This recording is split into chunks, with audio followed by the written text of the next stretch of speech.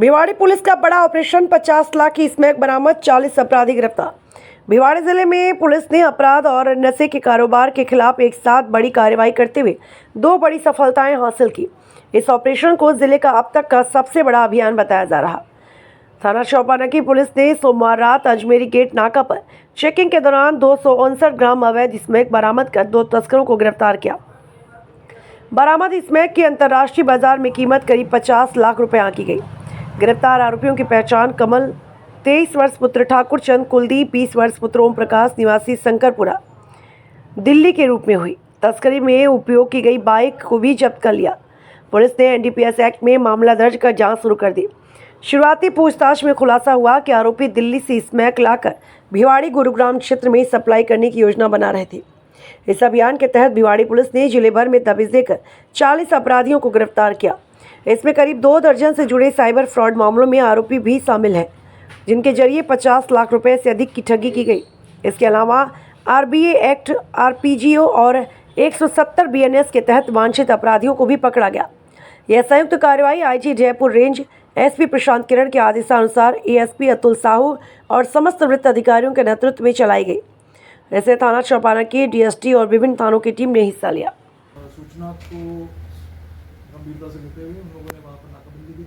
जब वो नाकाबंदी कर रहे थे तो वहाँ पर कुछ व्यक्ति ऐसे दिखे जो उनको संदिग्ध लगे, जो नाकाबंदी तोड़ के भागने का प्रयास कर रहे थे।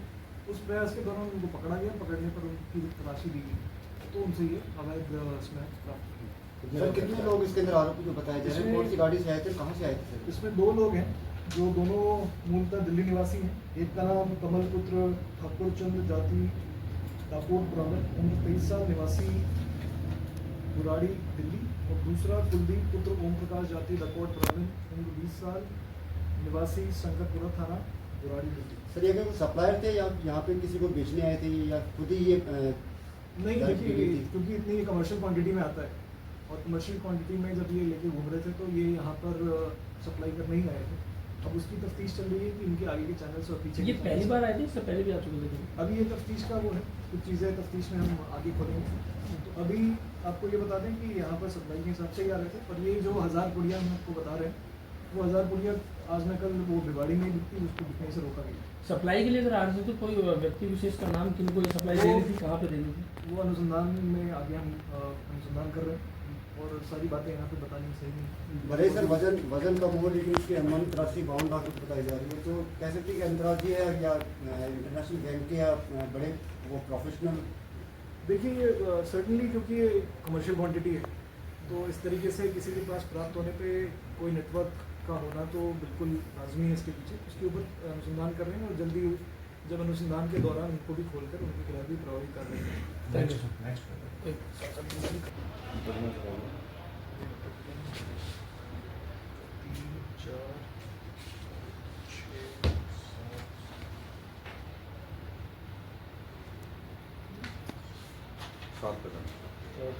50 लाख के लगभग का आपने फ्रॉड जो बताया जिस उन्होंने कमाए हैं, तो वो किस तरीके से ये संगीन घटना को अंजाम देते हैं और किस जगह पर बैठ करके, कोई उनका ठिकाना था या कहीं भी बैठ करके इस कार्रवाई? देखिए, इनका जो मूलतः इनकी जो मोडस ऑपरेंडी है, लोगों की जानकारी के लिए बताते हैं। कई बार ये क्या करते हैं, फेसबुक और अन्य चैनलों के माध्यम से ये नकली एड्स डालते हैं जिसमें ये बताते हैं कि ये पुराने सिक्के या पुराने नोट्स या 786 नंबर के नोट्स इनके पास हैं, जिसको लेने के लिए ये लोगों को प्रलोभित करते हैं।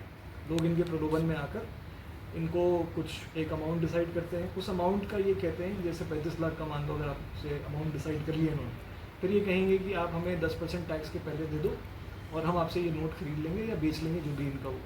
उस हिसाब से कुछ लोग इनके प्रलोभन के जाल में फंस जाते हैं। वो एक अमाउंट इनको दे देते हैं, उसके बाद उनसे संपर्क टूट जाते हैं और ये फिर अकाउंट चेंज करके किसी और के साथ सेम जी। इन लोगों ने जिनको शिकार बनाया उसमें कोई भिवाड़ी क्षेत्र के लोग भी हैं या सब बाहर के लोग? इन लोगों को जिनको हमने आज पकड़ा है इसमें भिवाड़ी क्षेत्र का कोई नहीं है, परंतु आसपास के इलाके के हैं तो उनसे संपर्क करके स्टेट्स के, अदर स्टेट के हैं? अदर स्टेट्स इनफैक्ट राजस्थान के भी हैं, पर अन्य डिस्ट्रिक्ट्स के हैं तो उनसे संपर्क करके उनकी मदद भी ली जा रही है ताकि इनके खिलाफ मुकदमा दर्ज किया जा सके। सीजन की कार्रवाई जो आप बता रहे हैं कि इलीगल तरीके से संपत्ति खरीदी गई, तो किस तरीके से संपत्ति अर्जित की?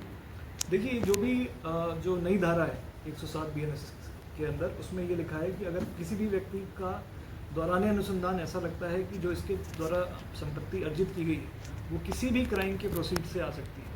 तो उस संपत्ति को जब्त करके उसको कोर्ट के माध्यम से जो विक्टिम है उनको वापस दिया जा सकता है। तो उसके तहत जो कार्रवाई होती है उसको अमल में लाने के लिए सबसे पहले संपत्ति का पूरा ब्यौरा निकाला जाता है और उसके बाद कोर्ट में एक इस्तगासे के माध्यम से कोर्ट को अवगत कराया जाता है कि ये संपत्ति जो इन्वेस्टिगेशन ऑफिसर है उनको ये लगता है कि संपत्ति प्रोसीड्स ऑफ क्राइम हो सकती है। तो उसकी कार्रवाई को अमल में लाने के लिए सारे आईओज़ को बता दिया गया है। जहाँ पर भी उन्हें लगता है कि जो भी इनके पास संपत्ति अर्जित की गई है प्रोसीड्स ऑफ क्राइम हो सकती है तो उसके खिलाफ सीजर की कार्रवाई को अमल में लाएं। आरोपियों की तरफ से जो प्रॉपर्टी खरीदी गई है, इन्वेस्टमेंट जो यहाँ किया गया, वो कोई शहर में किया गया, बाहर किया गया, किस तरह की प्रॉपर्टीज में इन्वेस्टमेंट किया गया? मूलतः तो इनकी जो प्रॉपर्टीज़ अभी हमारे सामने आई हैं वो महंगी गाड़ियाँ हो गई, बाइक्स हो गए और या किसी ने घर का कुछ कंस्ट्रक्शन करवाया है, इस तरह की प्रॉपर्टीज सामने आई। उसका अभी क्योंकि ये कार्रवाई अभी जस्ट हमने कुछ समय पहले ही स्टार्ट करी है तो अभी इसमें आगे की जो कार्रवाई है वो करने के बाद ही आपको पूर्ण तरह से जानकारी दे पाएंगे। टोटल कितने? आज की कार्रवाई में 40 मुलजिम गिरफ्तार किए गए हैं, जिसमें से कुछ के खिलाफ इंसदादी कार्रवाई की गई, ज़्यादातर के खिलाफ इनको जो वांछित अपराध है उनमें पकड़ा गया है। इन साइबर क्राइम भी कहा जाता है या टटलू जो हमारे क्षेत्र में खास भाषा है उसके सभी है? देखिए, टटलूबाजी तो एक पुराना अपराध है। साइबर जो है उनको एक नया प्लेटफॉर्म मिल गया जिसके माध्यम से ये टटलूबाजी करते हैं। पहले टटलूबाजी फ़ोन के माध्यम से करते थे, अब वही टटलूबाजी साइबर के माध्यम से कर रहे हैं। तो आप एक तरह से कह सकते हैं कि तरीका बदला है, पर जो मूल क्राइम है वो सिमिलर है। Thank you sir.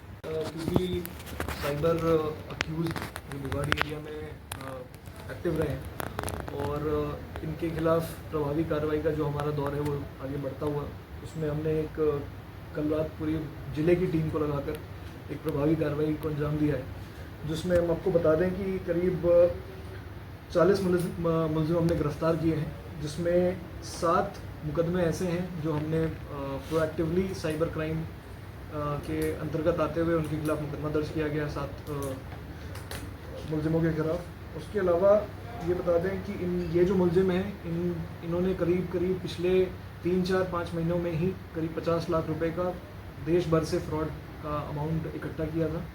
जो कई तो इसमें से रुपए इन्होंने खर्च कर दिए, कुछ रुपए जो इनके पास हैं उसकी जब्ती की कार्रवाई चल रही है। आपको ये भी बता दें कि इनमें से एक मुलजिम तो खुद ऐसा है जिसने 11 लाख रुपए अकेले के कमाए हैं इस साइबर फ्रॉड के ज़रिए कुछ पिछले 3-4 महीनों में। इनके खिलाफ कार्रवाई के साथ साथ ये भी बताएं आपको कि इस पूरी कार्रवाई के दौरान जो हमने रेड्स मारे उसमें 2 ऐसे प्रकरण जो आपके गोवंश के तस्करी और गोवंश की गोकसी को लेकर होती है, उसमें हमने 2 प्रकरणों में 5 मुलजिम को गिरफ्तार किया है।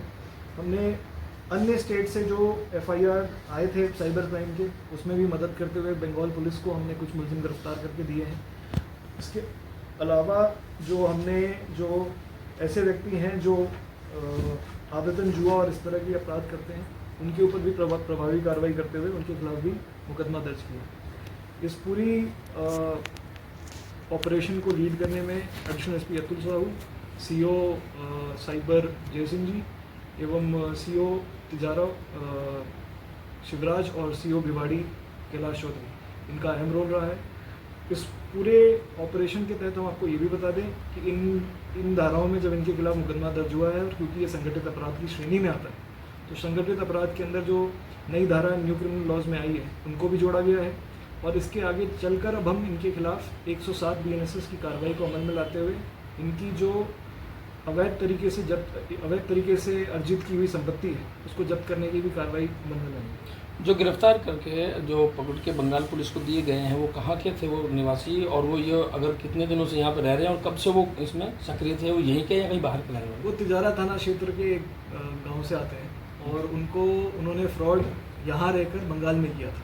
तो बंगाल पुलिस उनके तलाश हेतु यहाँ पर आई थी। उनको पूरी तरह से सहयोग करके उनको दस्तयाब करके उनको दिया गया है। आगे की कार्रवाई वो एक टॉप पुलिस को भी सौंपा गया है, वो क्या पूरी जानकारी? एक हमारा लोकल जो अक्यूज्ड है जो हमारे एरिया में रहता था, जरोली थाना क्षेत्र के एक गांव में रहता था, वो टोंक पुलिस का एक वांछित मुलजिम था, साइबर क्रिमिनल था, तो उसको